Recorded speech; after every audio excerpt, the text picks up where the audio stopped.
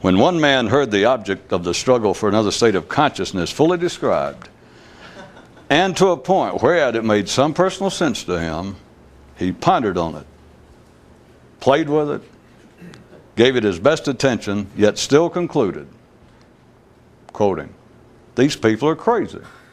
It simply can't be done." And he was a quite ordinary, educated, sane, and intelligent man, I might add. How's that for an opener? In that dreamed of land far away, the answer to all questions is stillness. This planet's most efficient motion detector is the human mind. It, in fact, works so well that it can also cause motion. "What the hell you mean," says one man, "can also cause?" The speaker opened with this declaration: "There is but one God, ignorance." He paused for this to sink in with the audience, then added, "If this be so, just consider what this makes his antithesis be." And one man in the crowd said that if it was all the same to everyone else, he'd just soon not think about it. If you're right. My brother and I watch your show, and he says that sometimes he understands point blank and outright what you're talking about, while I, on the other hand, at best, sometimes believe that I suspect what you're insinuating. And after thinking on this, I'm not sure but what I'm better off as I am. P.S. If there is actually a real-life response to my rhetorical conclusion, I think it also probably best that you do not appraise me thereof. Sincerely, etc. One of man's unpublished operational mottos: when you don't know what to do, talk about it. This has prevented many a threatened shipwreck, leastwise some imaginary ones, which after all are the only ones that concern most men. The challenge of bringing consciousness under control. If you live in the ocean, it's hard not to swallow some water. Sometimes. A boy asked his father, "Why, even amongst the most civilized and educated, do men have as their heroes athletes rather than thinkers, which is what you'd expect in their instance?" And the elder replied, "Because it is only in physical activities that they can determine superiority." On one world was once a race of creatures born with fish swimming through their heads. The difference between the ordinary and the few is that, while most people believe that they have somewhere along the line dropped and lost a valuable coin, the few see it as a matter of them not yet being able to let the damn thing go. Of course, the true acid test distinction between them is whether or not they can comprehend described differences such as this. Urban update. For the city of man to survive, it must be taken seriously. I started to apologize for having noted this on several previous occasions, but the truth is, it wasn't necessary to even mention it once. 'Tis only the human mind that believes that the calling out of train departures causes the trains to run. A previous song, second time around. The ordinary worry about cancers and the plague, while a warrior is most concerned over stumped toes and scraped fingers because of what they represent. Looking down at his resting dog, a man wondered, if an animal could be momentarily more conscious, sufficient for it to realize what was involved, would it then, if given the choice, want to retain the state? One myth says that when the first man was driven from the original silent garden of creation and could then speak, his first words in reaction to this change in his condition, in fact, from one view, the very first curse ever uttered on this planet was, Choice, damn it. Now the illusion of choice. Men got the idea for tyrannical governments propped up solely by brute force from observing their own minds in operation. Tonight's bonus question. If the unthinking beasts are locked in an eternal physical struggle, then in what situations are men trapped? A certain father told his son the following. Here's a lesson in Truth Detection 101, if you're still interested in such things. How to tell for absolutely certain that you're lying. You're talking about yourself. Linens and things. For several mornings in a row, one man discovered in his bed what he at first thought to be stuffings from his head, but alas, turned out to be merely from his pillow. This story, in its version for ordinary men, is, of course, told the other way around. One day, the ruler of a certain kingdom proclaimed, "A man who is mentally serious is an idiot." And someone cried out in horror, "You're not the king, you're an imposter." And with a hastily muttered, "Gadzooks, the jig is up," he was out of there. One man's advice to a son: the best way to treat other people, if you're still interested in such matters, is to not think about them. Therein does man approach true charity. And on an unrelated subject, one man, in his attempt to better manage himself, quit thinking about himself. The mind is like a bird that imagines it can fly. Consciousness like one that can actually. And the headline of this story is, of course, why bother? Regarding what men really want to know, they don't know how to ask. Regarding what men really want to know, they don't know how to ask. Legend tells of a mortal who once did God a good turn, in return for which the deity offered to answer any one question the man had, but added, "If you ask me how old I am, I'll slap you silly."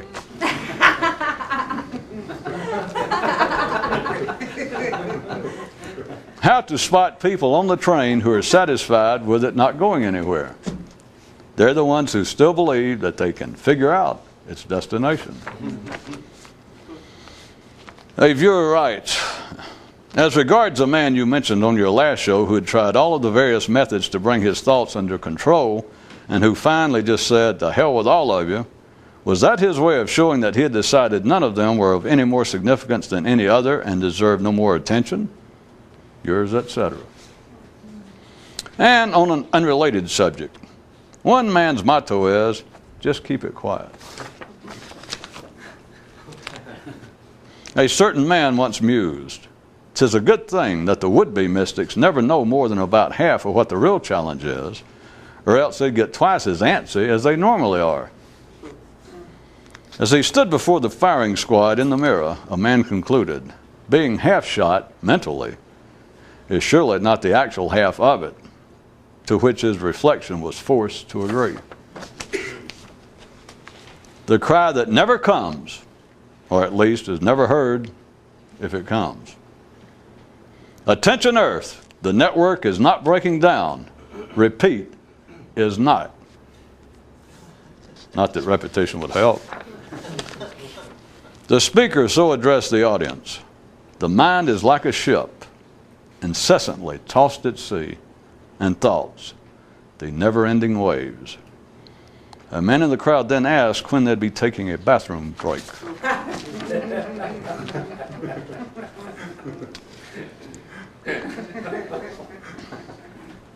As quiet took hold even inside the castle, the king sighed. "Ah, music to my ears."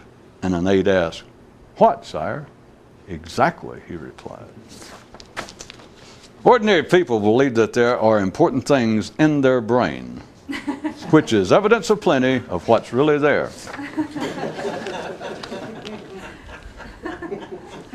The cry always heard on earth, Stay inside, everybody. Repeat, stay inside. Super unnecessary, that last part in this instance. Tonight's mental health update. When unknowingly up against the horizons of thought, many a mind begins to feel ill. Tonight's numismatics update. Those whose natural currency is phony can never tell the difference. And once upon a time, one man looked at the various coins in his pocket and said, "To hell with all of you."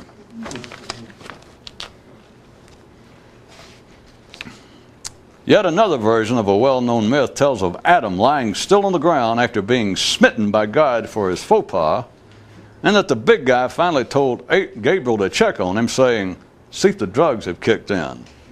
And the angel shook at him and reported, "Yeah, they have. He's talking now." And God grunted his satisfaction with the situation. One man finally surmised, even as much relief, joy, and information as it provides, the mystical quest will never be as popular with the general public as long as they're not as dissatisfied with their normal conditions as are those who are interested in the quest. And thus, having wrapped up the matter in the manner described, he walked away, problematically pleased that he'd been able to do so. The manager of the home team turned to the first base umpire and said, "It just struck me. The answer is simple. The reason there's never any joy in Mudville is because we stay in Mudville." The headline of that sports story was, of course, 4 balls and you're in the museum, kid.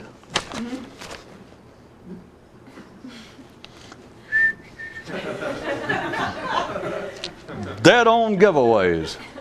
If it sounds too good to be true, it's religion. If it is too good to be true, it's the quest.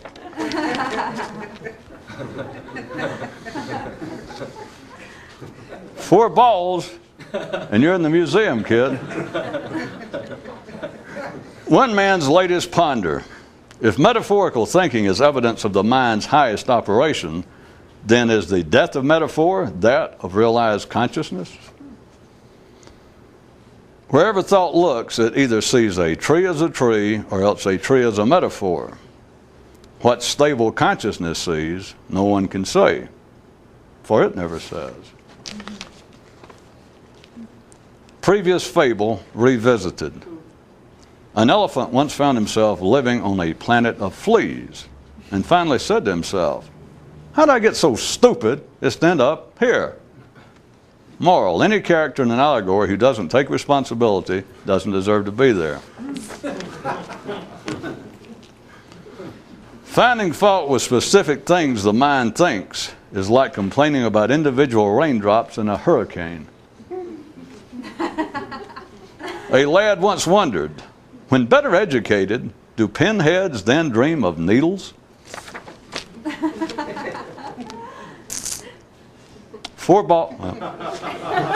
A man observed, debate and criticism make the world go round.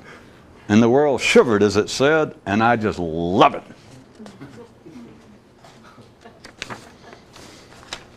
Nothing moves fast enough to suit the mind, nor slow enough for consciousness. The name of this song is, of course, the same as that of every other tune, Thoughts Can Whistle. To wit, go figure. More regarding the secret. The truth about life is no truth man has yet described or imagined. Kind of leaves the door open, the field cleared, the slate clean, if that's of any help. Consciousness and the mind, another view. To blind a man, you must first make him see. And a man once thought, the great thing about real change is that you're never aware of it. Faster than any mind can describe it, life can disintegrate and reconstruct itself. The title of this item is, of course, well, right there's your problem.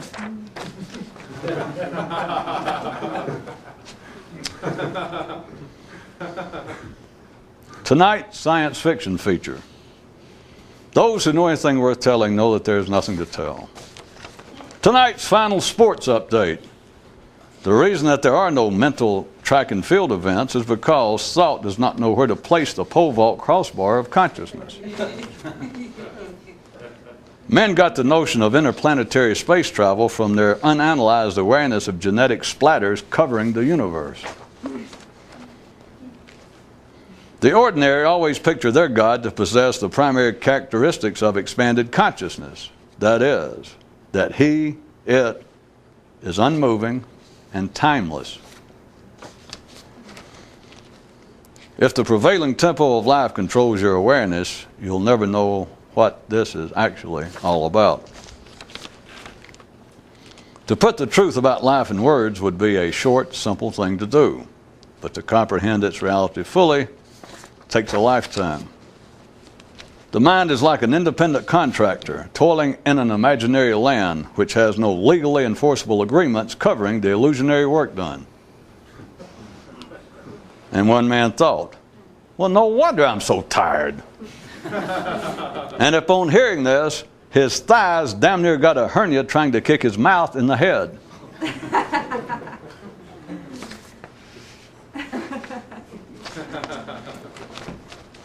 The problem of explanations, an ultimate look-see. There simply are no metaphors or allegories capable of adequately describing nothing. No matter what your mortuary sciences textbook says, they did not have to sew Buddha's lips shut.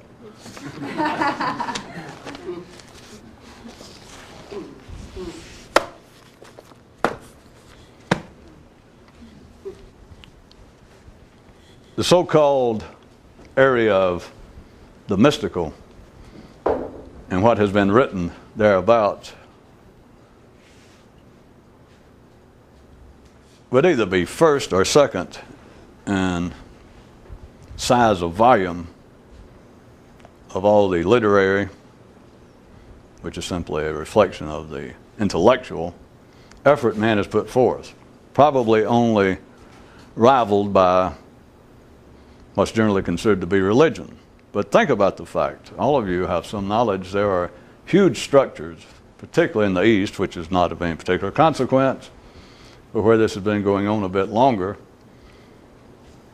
There are edifices, bigger than a fair-sized Marriott, chock full of manuscripts, commentaries, on certain, as they call it, mystical activities in the past. One easy one being Buddha. I wouldn't be surprised that the commentaries after, as they put it, after Buddha, that is related to what he was thought to have said, would probably single-handedly rival the literary output and perhaps any other field of human activity. And also, as a quick aside, you might note,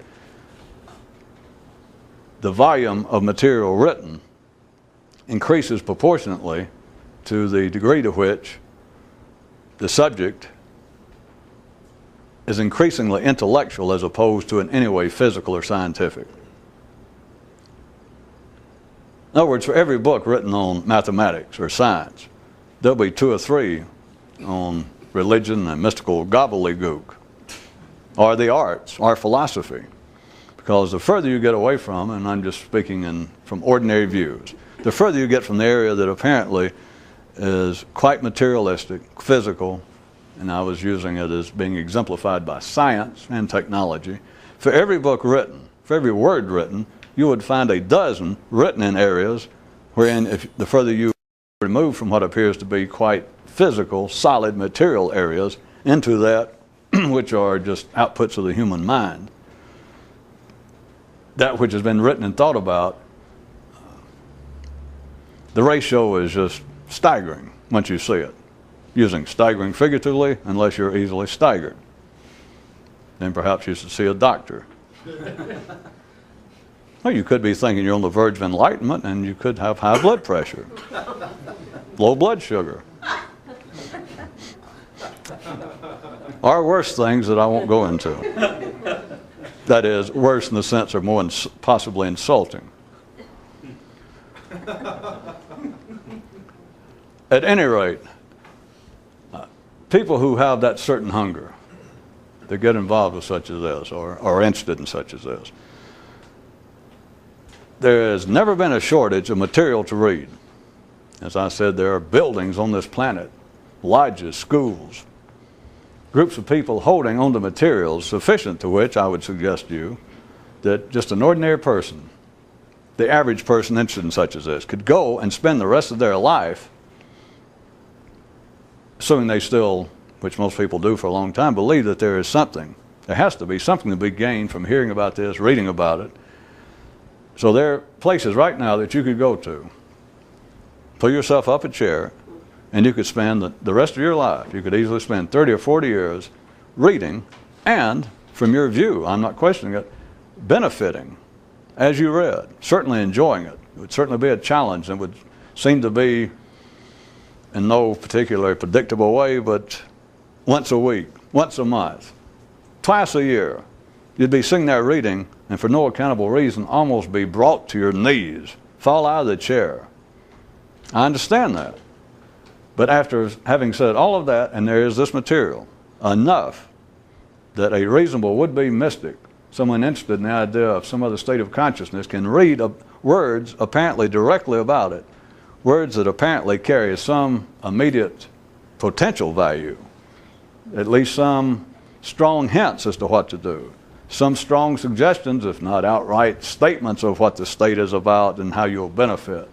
There's enough material that you could read, and very likely, it's not unusual at all, and that carry you to your deathbed, even without ever having the experience. But having said that, I want you to understand a certain kind of simplicity that I was mentioning last time, that if you take all that has been written, and this in no wise carries any form of criticism whatsoever, because I just got through pointing out, this is what carries most of the Buddhas and Abrahams and Jesuses, so to speak, is if they were not actually reading about it, they were getting oral instructions, they assumed. Same thing. But there's enough material that could carry a person, to give them the sensation, give them the distinct personal feeling that they were getting somewhere. And it's not unusual for someone to spend 40, 50 years and die and not really go any further than that. But I want to make it clear, the person at their deathbed, if you said, do you actually now know what's going on? If they go, no. Or if you use any common term you like, if you said, do you actually consider that you are now, that your consciousness is fully awakened and enlightened? And they go, no. And you go, well, you only got a few seconds left, so tell me the truth, etc. So was it worth it? And they go, yeah. They would not have a complaint, even if they admitted, no, I never got there. I never had the experience. So I want you to understand what I'm saying is that kind of apparent intellectual nourishment vis-a-vis the state can carry a person, can sustain a person, can take them to their deathbed without ever having the experience and yet them not have anything negative to say about it.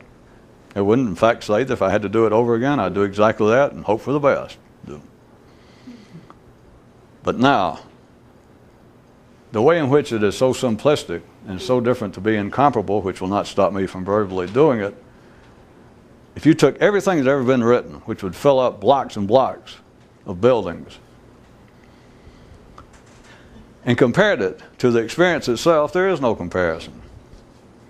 And it's not just on the basis that it's so, well, I mentioned it last time, I'll do it one more time, but it's not as literally based as even the words make it sound. It's not just simply the old metaphysical and religious idea that there are certain experiences that are so sublime, so otherworldly, so supernatural that words cannot describe them. It is not that. That is a childish version of it. That is the best that ordinary minds can do. It is best that many of the minds that's been to the outskirts of the neural Elysian fields to Istanbul, to the experience itself. That there have even been people who have used those same terms that had something better than a theoretical idea of it. But it's not based upon anything spiritually supernatural. It's based on a simple fact that everything that the mind thinks, which has been was the source of everything ever written about the experience, is, without any doubt, it's not hard to see, it's just a fact, is verbally based. You cannot think without words. The mind will not operate without words. What ordinary people call consciousness. But the mind will not operate without a verbal base. It will not crank up, is what I pointed out, as all of these worldwide stories having to do with the creation of man and some place wherein he left the simplistic, childlike relationship with the creation, or with the creator, with a God, and was thrown out on his own out into the harsh world. It was not being physically thrown out of some garden. It was being thrown from the world of non-verbal to the verbal world, which is when the intellect, or in tonight's version that I made up, that I extracted from ancient sources, when God told Gabriel, after Adam had been laying there a while, go shake him and see if the drugs have kicked in. And he came back and he said, yeah, he's talking. That's it. It is not simply that it is in some way supernaturally sublime past the point that mere mundane human words will describe it. It's another ball game. Only those people would try to describe it in words who have not a full understanding of it, because you can't even start. Even with all the various caveats, conditions, footnotes, even feet notes for those of you who live in other parts of the country. No matter what you do, if you actually attempt, if you stood with a straight face and you didn't tell somebody otherwise, and you said, I'm going to describe to you what the state entails, the person doesn't understand it. The person doesn't know, because there is no way. And it's not because of a lack of words, it is because it is a function of the nervous system that is not generally in operation. It is not verbally based. There is no comment as to what, right now I'm just calling consciousness, or what people call the state of enlightenment or awakening. It is not based on comment. It is not based on comment. It has nothing to say. And so if you say anything about it, it is from the outset misdirected. But consider also that places this kind of activity, in one other view, to be singular. I'm not talking about in the common use of sort of unique or very unique. Singular. In that, it is the one thing that a man can do. Of course, as always, I challenge you, if you need a hobby and the crossword puzzles were too easy today, prove me wrong to yourself. Find the exception, find the way out. But what I was going to say is, this is the singular human activity that one man can become involved with, not just theoretically, but actually have experience, be actively involved in it, and there is not one thing he can say to another person about it. No way he can encourage somebody, no way he could try to recruit somebody, no way that he could tell somebody. And you can do that with the most arcane, the most exotic of hobbies. You can start talking to somebody, you can tell them that your hobby, let's just say that you're like most people here in the crowd, you're a taxi driver. But it turns out you're talking to one of your fares one day about hobbies and this and that, and you happen to point out to him that your hobby is higher mathematics. And the man goes, I'm a musician, I'm an artist, I have never had mathematics. I'm going to tell you the truth. I had to crib my way through college to even get a bachelor's degree in the fine arts. I couldn't even pass math, I couldn't pass Algebra 101 in college. All right, the point being that the subject at hand seems to be as far removed from one's ability to understand the basics thereof as possible. And yet, a man whose hobby is mathematics can tell you something. It may take a few minutes, but assuming, again, that both parties are reasonably sane, ordinary people. Or it can be on raising exotic birds or orchids or something. Another person says, you know, I have no knowledge. You know, I've heard of orchids, obviously. I know birds. I see them fly in the air. But I wouldn't know a robin from a bluebird unless, by any chance, are bluebirds blue? But you know, other than that, I wouldn't know anything. And so a man whose hobby is bird watching can tell you something. He can share through words something about it. He can even convey in some words probably a bit of the passion that he might feel for the hobby.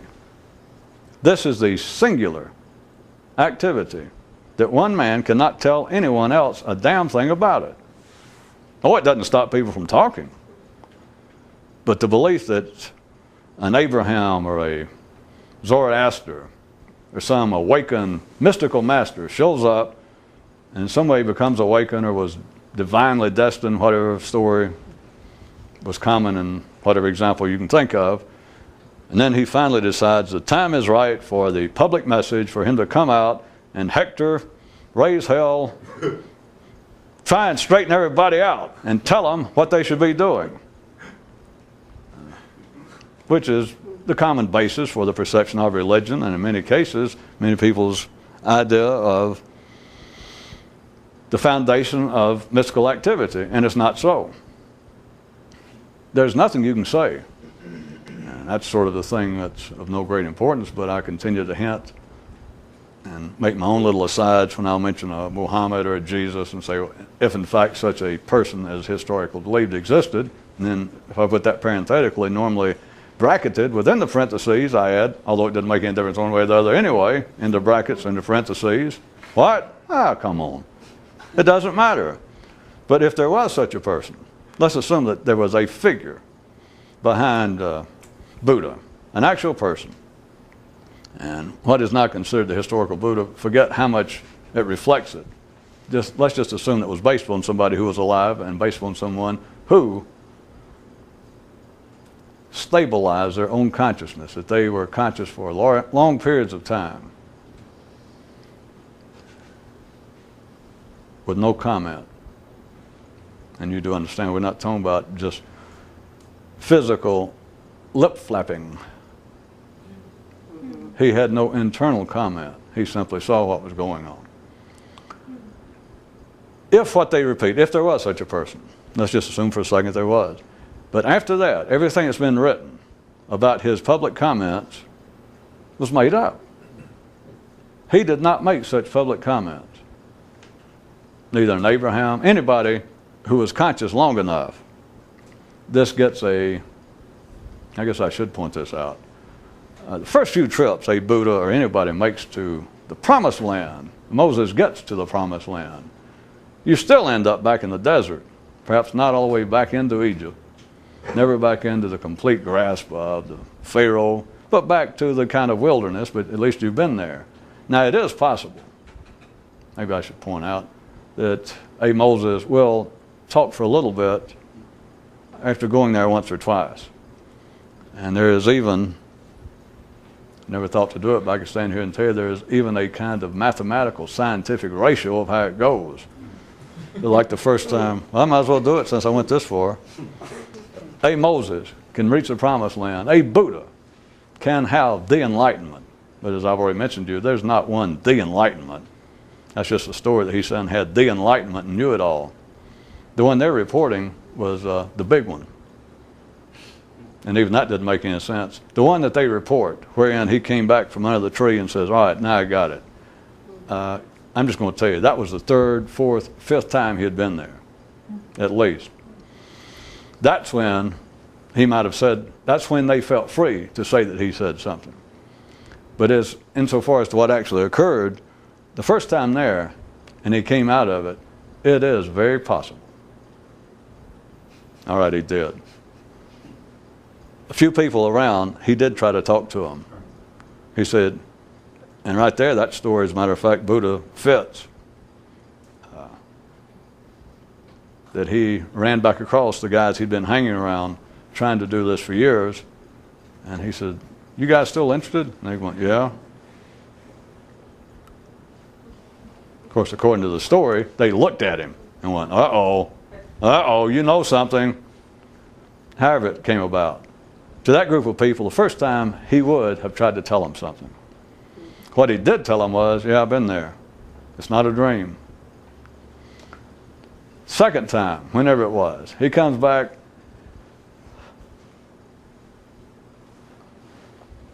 "I shouldn't be doing this to you. It's not going to go anywhere of any practical value." Because you might think that the next time would be that he would tell even fewer people. And he would. Even fewer people or more people. I told you it would probably be a lot of help. Maybe the third time, he would tell even fewer people than he did the second time, or more people than he tried to the second time. By about the fourth or fifth time, he gave it up. The only time that a man talks about it to any great, the man tries to talk about it publicly. Nice for me to be saying that we now take this and it's sent all over the country and other nations. But don't take it personally. Okay, I won't. A man who tries to talk about it publicly on the basis, I guess I should say, to make you feel a little bit better, on the basis that here is something that I can pass along to you. In other words, when I say publicly, that on the basis that this is something that can be done, this is something that can be achieved, this is something that should be done by right-thinking people, by decent, intelligent people, and you should hearken to my words, and I will give you some good indication of what you should be doing, and by God, get with it. In other words, trying to convert someone. And if that sounds too strong, trying to show someone the error of their ways. Not just individually, but someone with a message of, well, it's a good thing that I finally woke up myself and see clearly. I knew things were bad.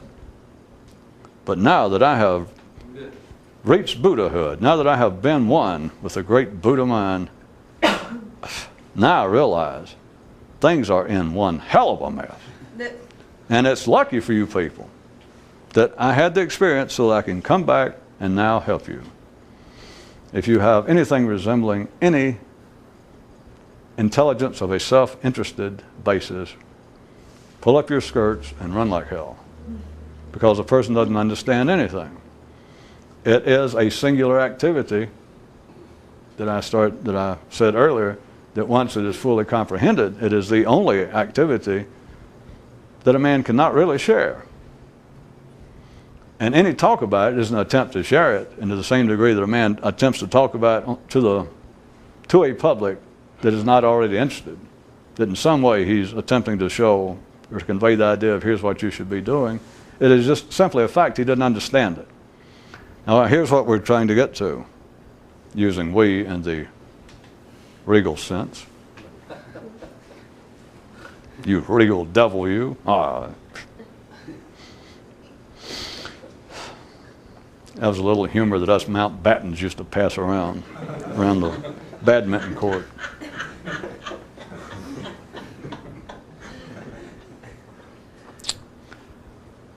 The point of this was not to try and warn people to beware of mystics bearing public hectorings and screeds, because by now you're supposed to know that.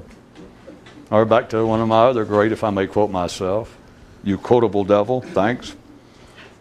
If you can be recruited to anything, you deserve to be. If you can be bamboozled by a charismatic cult leader, you friggin' deserved it. None but those with intelligence no higher than yours, which is not worth talking about, are concerned that my God, my friends and neighbors, my children, my fellow man are being swept, being carried away, tricked and hypnotized by some charismatic cult leader, some religious nut, some guru. Shocking.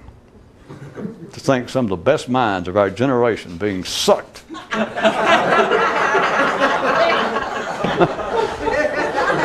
being taken in by such a cheap swindler. For those of you that want more views of how human attention is structured and how nobody notices it, it's for people to stand up and be concerned over other humans, members of our community, being swept up and tricked by some guy, some kind of nutcase, and nobody ever says, wait a minute. I look upon him, I'm not arguing, they just, well, look at this guy, he's an idiot. I mean, look the way he acts, the way he dresses. Well, let's don't get personal. Look at the kind of things he's talking about, that he says he's God's right-hand man, or that, you know, the world's going to come to an end next week, and if he's wrong, it'll be 3 weeks after that. And you go, the guy's an idiot. He's absolutely crazy. It's just stupid, is what it is. It's just, I cannot believe it.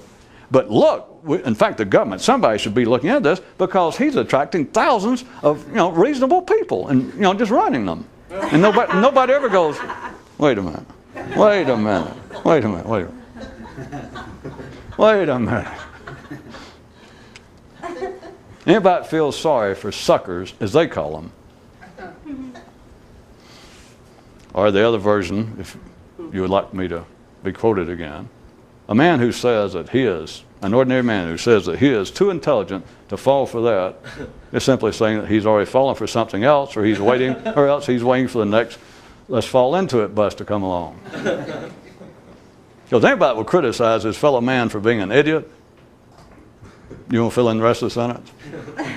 Or anybody concerned over his fellow man, his friends and neighbors, his family, being suckered in by some idiot, has severely missed the point. They are standing in front of an orange, striped, purple polka-dotted wall, and they're blind. Go back to where we were. The point of this was not to say that anyone who tries to give a public message, a kind of recruiting for another state of consciousness, for the mystical quest, it's not just to point out that they do not know what they're doing and you're wasting your time listening to them. If you don't know that, then you're in the category we just got through talking about. In other words, if you heard that and suddenly I saw somebody take out and thought, well, I got to write that down. That's frightening, folks. Where might it be of interest? Should we all guess and see if someone, I mean, your body is not that big. All you got to do is point 8 or 6, 10, 14, or 12, or 10 places, as we say in Louisiana, and I bet you'll get one of them. Where might this be of some significance?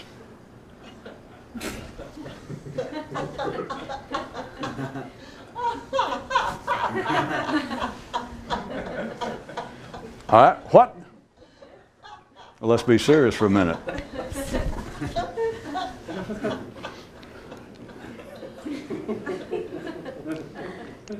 To whom do all would-be mystics first listen, most intently listen? I'm talking about would-be mystics, those that have some semblance of, someone who really has that certain hunger but is not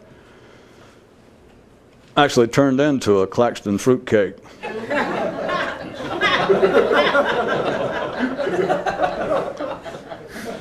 You seek info somewhere else and you're reading, etc. But who is it that seems to apparently continually stay on your case? And it seems correct. Think about how subtle this is. Now I'm talking about a reasonable person who was born wired up to be interested in such as this, and who have not fallen off the edge. They still can live life, get along, but they still continue. They cannot turn back. Who is it that seems to preach to you the most? You don't need a rabbi. You don't need a minister. You don't need some guru that constantly gives you tasks that you can't fulfill. It's right here. And not just from the beginning, as I said. That's when I went into the part about that you read, and most people get it from reading. That you come up with some idea somewhere along the way, that you first read about the idea of some great secret mystical work. however you stumble through it. And you go through all kinds of Greek alchemy and the Egyptian magic, and you stumble around and you end up somewhere that a description through Buddhism, Sufism, Zen, Christian or Judaic mysticism, somewhere you run across and you start reading, you go, that's it. And somebody, sometime, could be 2,000 years ago, 200 years ago, somebody supposedly left these words. And you read it and go, that's it. That's it. I am not alone. I'm not crazy. There it is. You have to have that. That is simply somebody guessed your correct weight. And so now you can carry on, and now you can try and guess his age. I'm going to keep doing that till somebody gets it. All right. 4 balls and you're... Would it help if I said 4 balls and you're in the museum in St. Augustine? Would anybody put that together?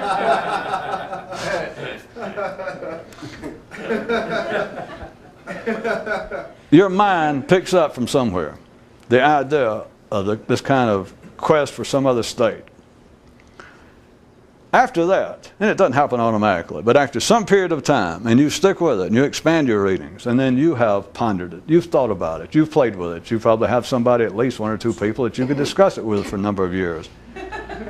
But then, you do not notice, because that's the change that takes place and you're not aware of it, then the day comes, somewhere before sufficient experience, before the sufficient times, if not even one time, of actually being in that state, is your mind takes over as being the source, the would-be source of your conversion. You don't think about it in this sense. But your mind is then, you consider, and not in any manner that is unpredictable, unnatural, or escapable. But your mind becomes your own source of telling you, of trying to recruit you, of trying to proselytize, at least on the sense, almost as though it is your constant rabbi or minister.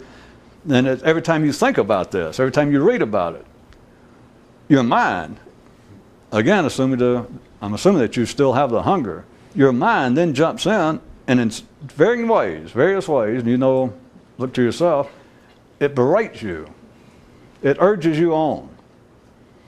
But it's normally in a negative sense. That is simply the way the mind works, because you're struck again, you read about it, or you're suddenly doing something really automatic. You're just back running on automatic yourself, and it suddenly strikes you. Jesus, I couldn't be a bigger idiot. I couldn't be closer to being in a coma and walk around if I tried. And you're aware of that, and there's nobody there.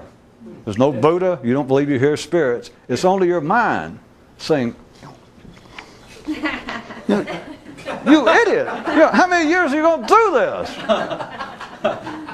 And it apparently is proper. What are you going to do? Because then the ordinary mind, if someone heard this and understood what I'm trying to get to, they might at first say, well, wait a minute. If I'm not going to call myself to task, if I'm attempting to go from point A, my present state, of just being conscious in the sense that it's mentally based, that it's verbally based, just ordinary workings of my mind, if I'm trying to go from here to this state of enlightenment or liberated consciousness to this other place, and I'm not there, but I even forget I'm supposed to be doing. I forget my interest. Suddenly, I hear the sirens call. The sun comes up. The wind changes. I pick my nose, my ear. I scratch my head. I'm alive. I am on Dr. Frankenstein. At any rate, the mind would say, well, at least I'm to the point I'm aware of it now. And so what you're saying is every time I become aware of it, I think to myself, idiot, wake up. At least be alert. And you would want to say, your mind would go and say, what's wrong with that? What else am I going to do? I understand. I said it's natural. It's inescapable to start with. But consider, as proper as it seems, as inescapable. Because the mind would say, all right, if you're saying that is not the thing to be doing, what's the alternative? Now, I didn't say it's not the thing to be doing yet. But that would be a fair question. What's the alternative? Well, let's see. We've got about 6 minutes left on the tape. I'll get closer and closer.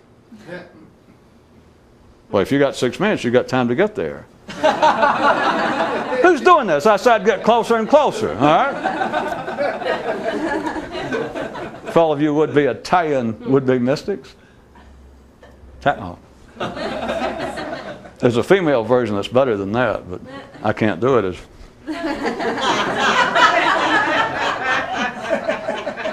That's my kind of insult. But being as I am genetically, anatomically challenged, all I can do is go.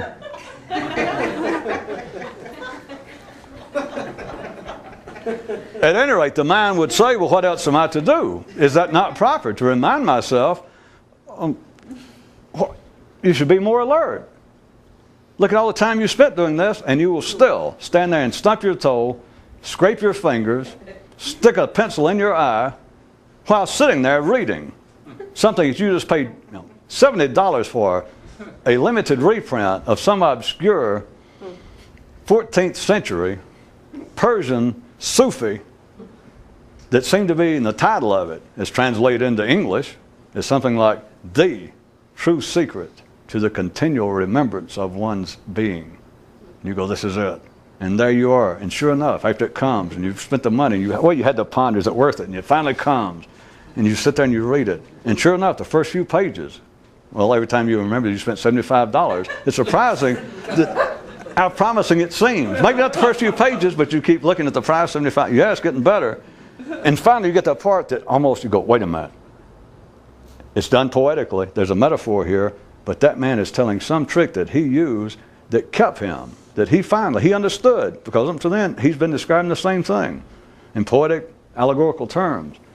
That it took him X number of years, 3 decades, to understand fully, for him to first understand what a stupor he lived in. And then it took him another 20 of almost going crazy, searching for a way to keep himself at least aware of the condition. And then he says, the day came. And there it is. $75 is going to be a bargain. He says he's about to say what worked for him. And you read blah, blah, blah, and it's amazing.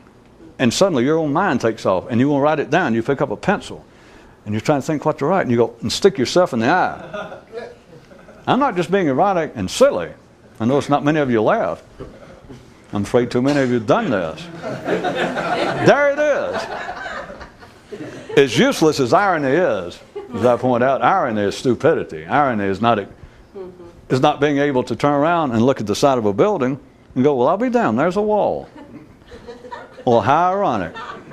Irony means nothing, but if it did mean something, here is the only case of irony having any value, of reading what seems to be the final, or at least to you, the best description, the secret maybe that's going to work for you, of how to keep yourself alert.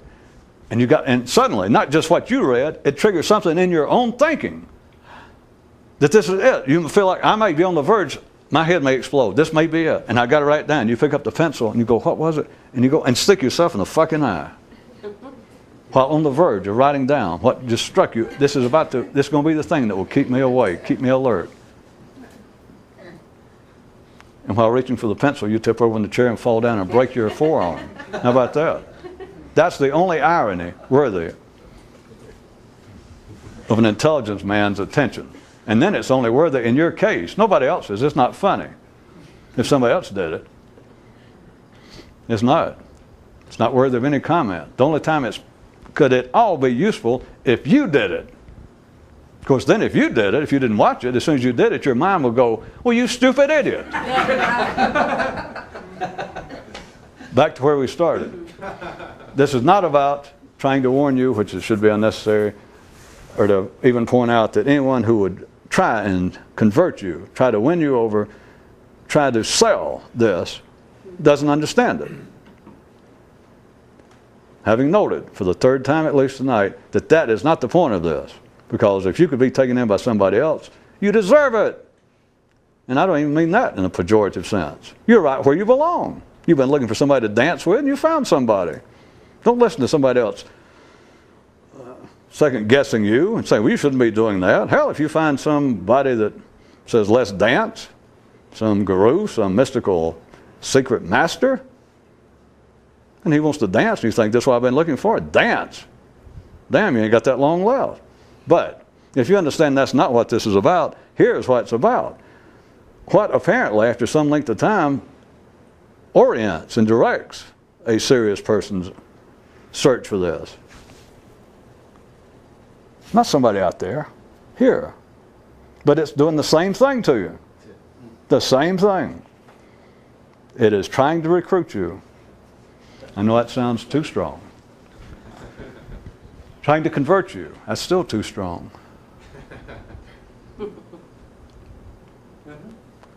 Trying to point out your flaws. That's a little strong. Trying to help you. Now, methinks we're close. Trying to help you. Okay, all right, trying to help you. All right, that's better. Except, we're left with this. If that son of a bitch knows what would help you, how come it don't do it? How come your mind is not awake instead of driving you crazy? Why is your mind not taking you to Shangri-La, to enlightenment, but has, on the other hand, rather, for 30, 40 years, kept you on a friggin' merry-go-round? Yes, that's what I'll listen to. I'm too smart to fall for some idiot out there dressed in fancy clothes and a turban saying, listen to me, I'll tell you what to do. I'm here to help you. Ha! They're not going to take me in. I got my own wits about me. I don't need somebody else to take me in. I can... Well, we're out of time.